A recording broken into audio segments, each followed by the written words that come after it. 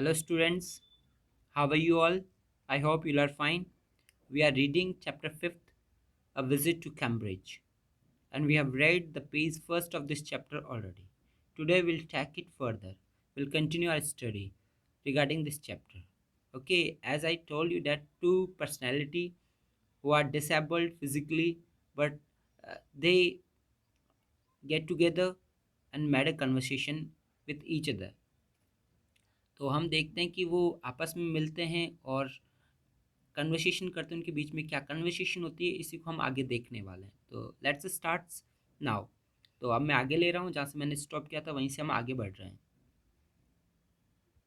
As I told you that we have read the page first already, and today I start from the page number second. तो आज मैं start करने जा रहा हूँ page number second से।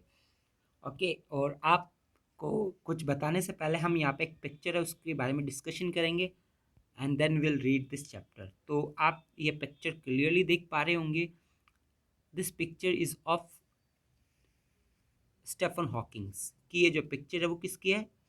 Hawkins की है, स्टेफन हॉकिंग्स की है। इनकी जो बॉडी है पूरी की पूरी वो पैरालाइज्ड है, ये एक चेयर में रहते हैं। इनके सामने एक कंप्यूटर है, कंप्यूटर स्क्रीन।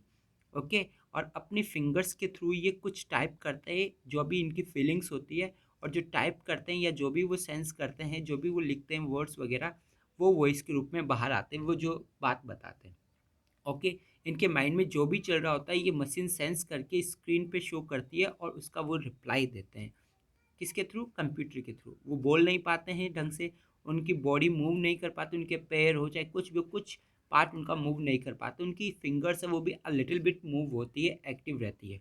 तो हम आगे इसको देखने वाले हैं कि वो कैसे। ये जो साइंटिस्ट आप देख रहे हैं मिस्टर स्टेफन हॉकिंग्स के बारे में, मैं चाहता हूँ कि आप इसके बारे में खुद फाइंड आउट करें, खुद जाने कि मिस्टर हॉकिंग्स कौन थे। ये बहुत बड़े साइंटिस्ट रहे हैं।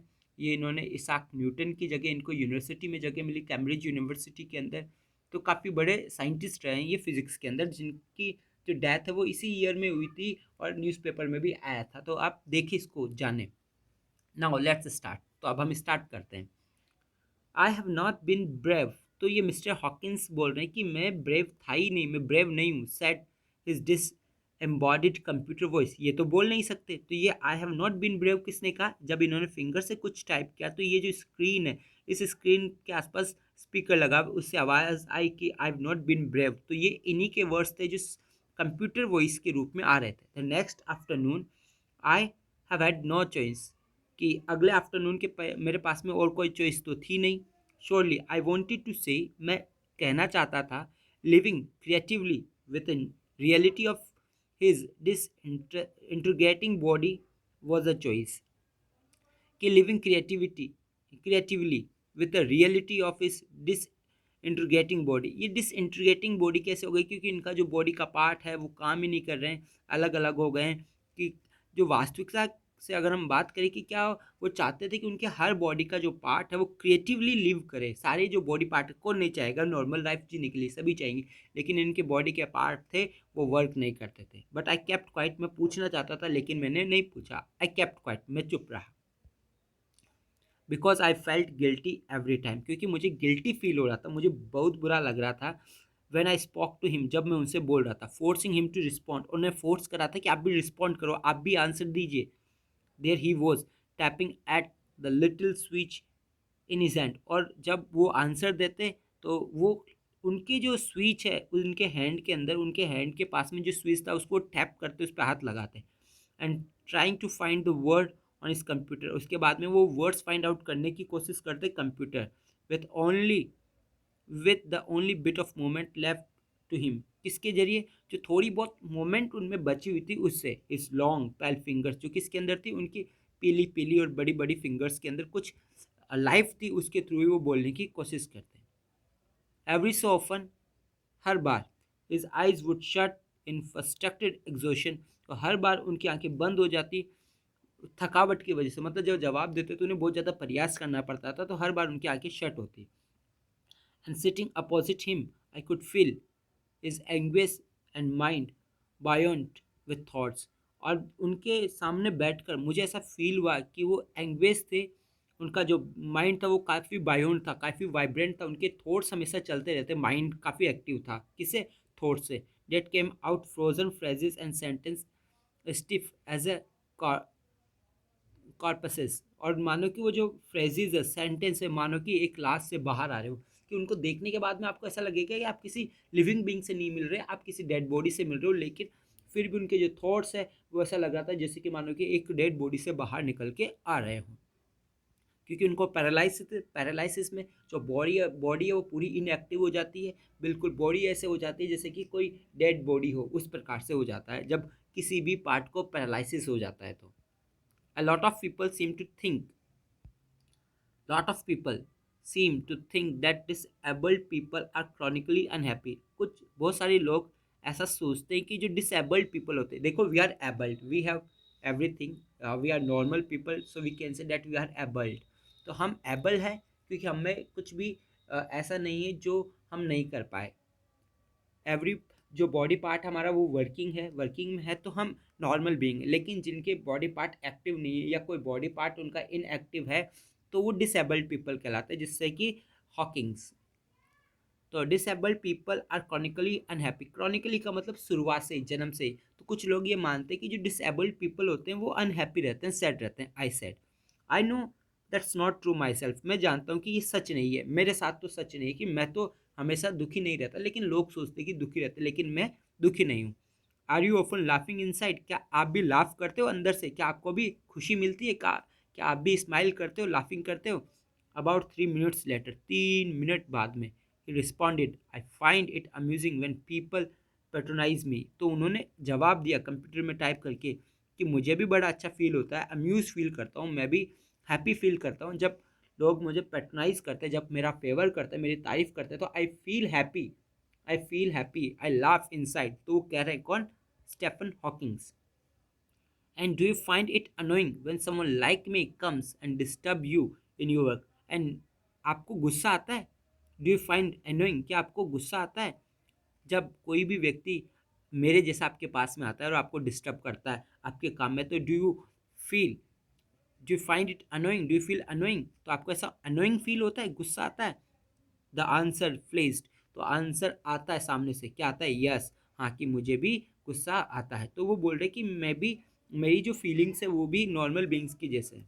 Then he smiled on his one way smile. और वो स्माइल करते एक तरफ से, जैसे कि वो हमेशा स्माइल क्या करते थे। And I knew without being sentimental and silly.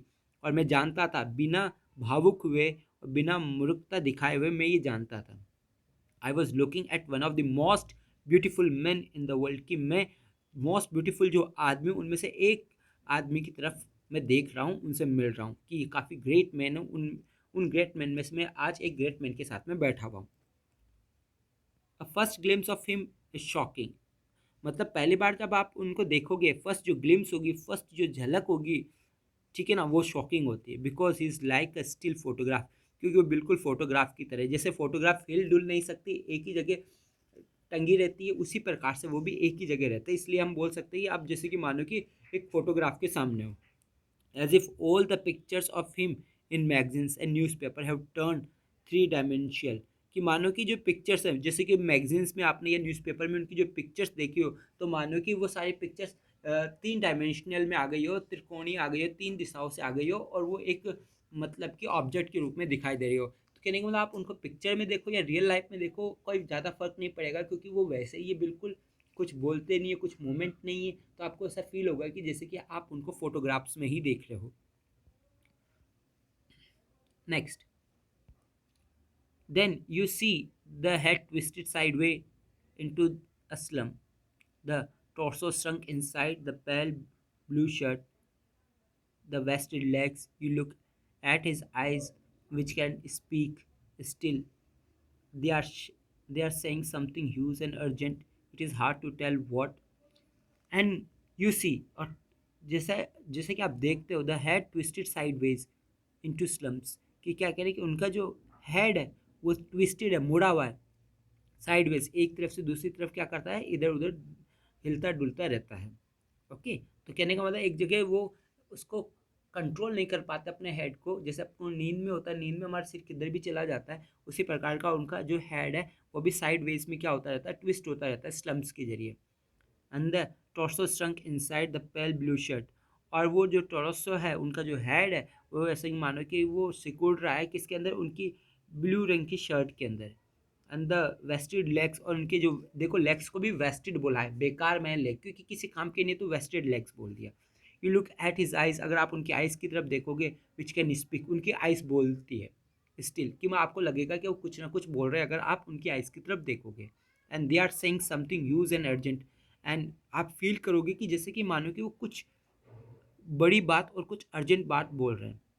It is hard to tell what, ये काफ़ी मुश्किल है बताना है कि वो उनकी आइज़ क्या क्या रही है, but you are second because you have seen something you have never thought could be seen, कि आप सेकंड हो, आप हिल चुके हो, आप मतलब कि सरप्राइज हो चुके हो, क्योंकि आपने ऐसा देख लिया है जो आपने कभी सोचा ना हो कि ऐसा कभी देख पाओगे आप।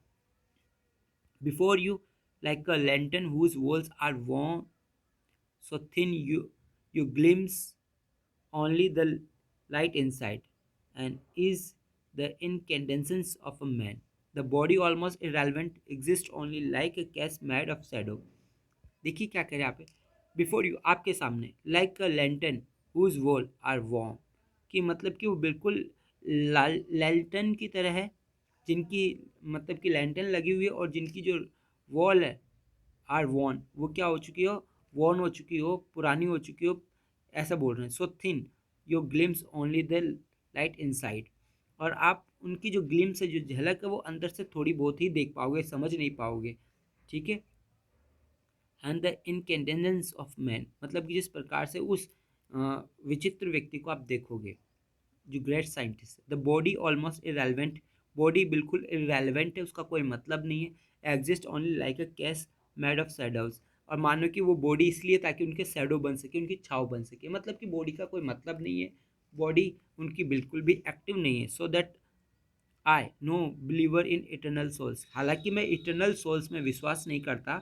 No that this is what each of us is, everything else an accessory, कि बाकी सब कुछ एक्सेसरीज है, चीज़ें हैं, एक्सेसरीज है, जो मेन इंजन है वो हमारा माइंड है, वो एक्टिव रहता है तो हम सब कुछ कर सकते हैं, वो ये कहना चाह रहे हैं।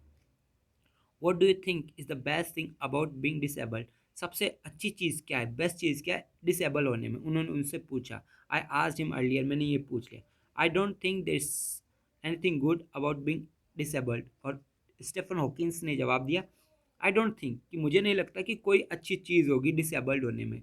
डिसेबल्ड होना कोई अच्छी चीज़ नहीं है, कि मैं डिसेबल्ड हूँ तो इसका ये मतलब नहीं कि मेरे अंदर ग्रेट एबिलिटी है, ये अच्छी चीज़ नहीं है डिसेबल्ड होना, स्टेफन हॉकिंस ने कहा। तो हमने ये चैप्टर का नेक्स्ट जो पेज है वो लिया है, जो नेक्स्ट पेज है वो हम थर्ड वीडियो में लेंगे, एंड उसके बाद में हमारी जो चैप्टर है वो कंप्लीट हो जाएगा। Goodbye, take care your self.